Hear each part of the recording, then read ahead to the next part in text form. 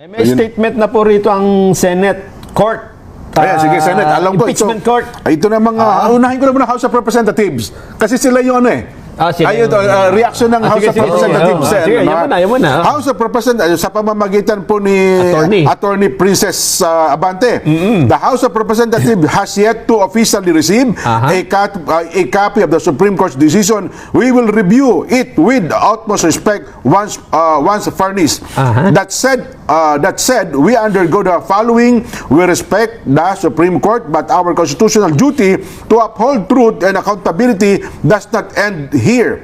Ang desisyon ng Korte Suprema ay igagalang, ngunit kailanman ay hindi ito magiging dahilan upang kami tumigil sa pagtupad ng aming tungkulin. The impeachment process is not just a legal mechanism, it is a vital democratic safeguard under Article 11, Section 3 of the Constitution. The exclusive power to initiate impeachment rests solely with the House of Representatives. This was firmly established in Francisco B.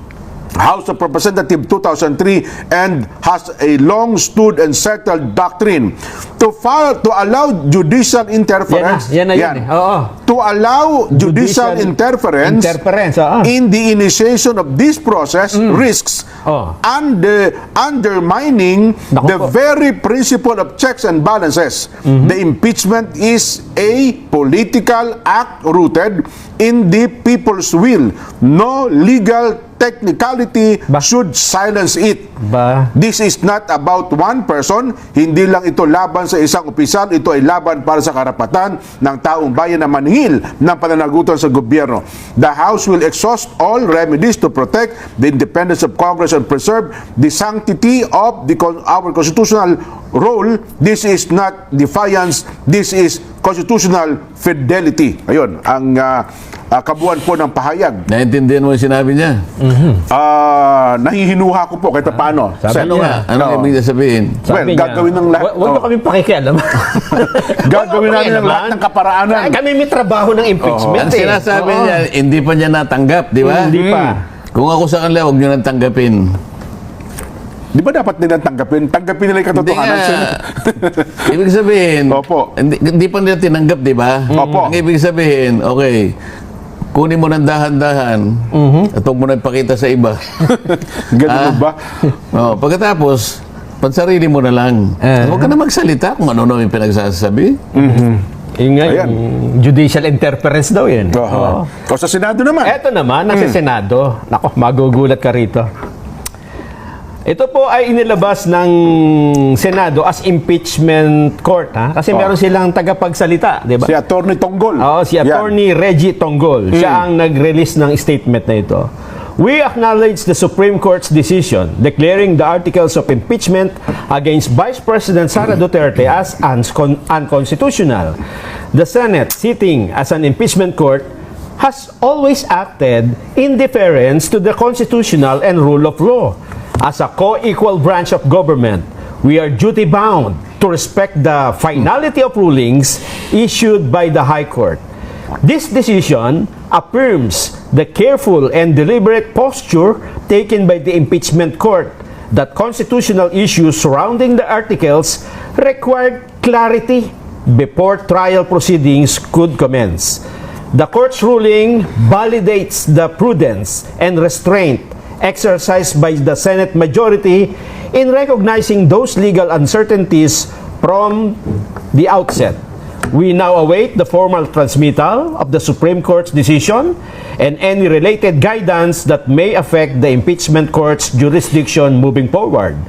The Senate remains committed to upholding constitutional order, ensuring due process, and protecting the integrity of our democratic institution. Attorney Reggie Tonggol, spokesperson, Senate Impeachment Court. Makakita mo yung pagkakaiba ng dalawang sagot ng dalawang kapulungan ng Kongreso. Ang Senado malinaw. Tinatanggap po namin at nagpapasakop kami sa inyong pagdidesisyon. Ganun lang kasimple. Sa yung isa. Huwag nyo kami pakialam. Didiskarte pa kami sapagkat yan ay trabaho namin. Isipin mo merong apat na hinihingi ang Korte Suprema. Opo. Mula sa 10 yata yun, hindi ko nagkakamali. 4 doon ay sinagot nila ng pabalang. Ganun po ba? Solicitor General ito. Halimbawa, wala lang sa akin yung listahan. 4 ito eh. Opo. Sabi doon sa isa, in relation to the articles of impeachment submitted to the Senate, kailangan naming malaman, sabi niya, kung lahat ng mga miyembro na pumirma, yung 215, ay binigyan nyo ng isa-isa ng kopya. Yan. Opo. Alam mo ang sagot nila? Kami po kanya ay magsasabi sa inyo ng ganito. May mga bagay po na wala po tayong pakialaman. Kumbaga ganito yung sinabi. Tama. Opo. Tayo po mag-obserba po tayo ng kanikanyang ng kanikanyang limitasyon. Kung equal branch po tayo Kaya wag nyo kaming panghimas. Parang ganun Magkakasabi. 4 ito Tinatanong lang naman lahat po ng pumirma 200 in relation to the articles of impeachment, binigyan po ba nyo sila ng isa-isa ng pagkakataon na mabasa man lang nila ito? Opo. Bakit hindi mo isagutin ng totoo yun? In relation to that article, blah, blah, blah. Nabigyan nyo po ba sila ng panahon? Nabigyan nyo ba sila ng kopya ng lahat ng ebidensya na kanilang dapat na mabasa upang sa ganun ay makapirma sila o hindi? Opo. Yun, yun ang tipo ng mga pangangailangan ganun ang sagot. Nako. Ito Meron naman po tayo kanyang sariling spear.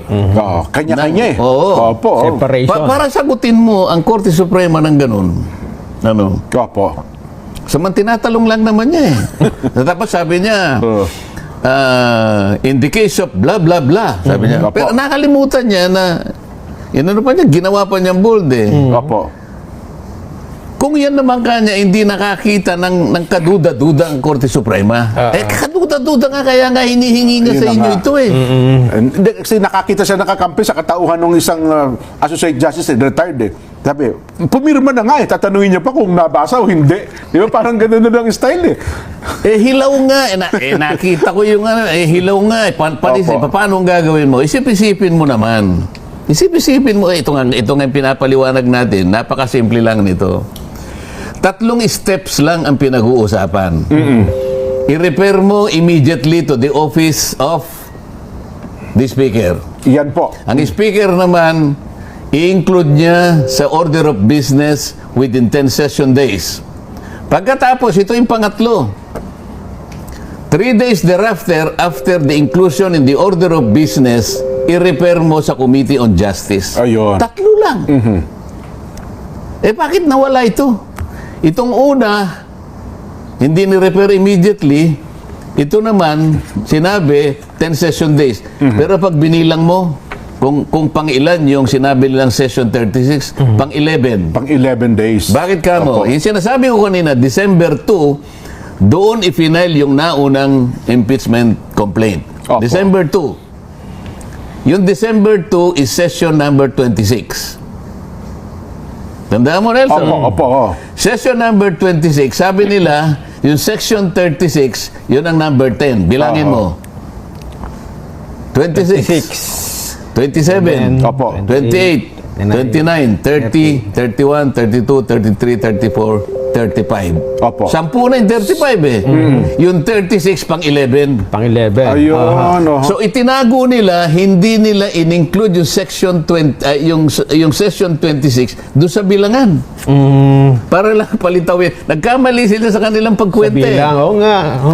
So nung i-present na Solicitor General, hindi nauna siya sa 27. Teka muna. 27 agad. 26 Lunes yun, session day yun, ba't hindi mo include yun?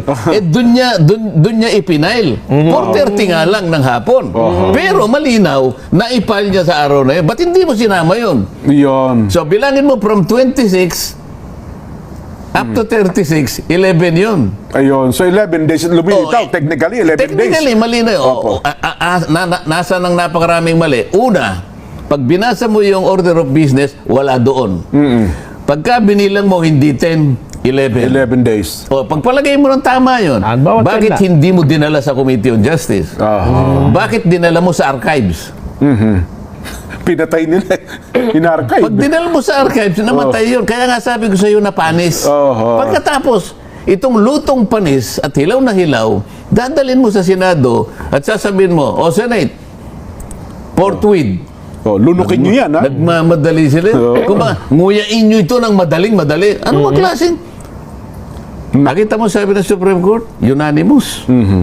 Ito po naman ang statement ni BP Inday Sara. Official statement of the defense team of Vice President Sara Duterte.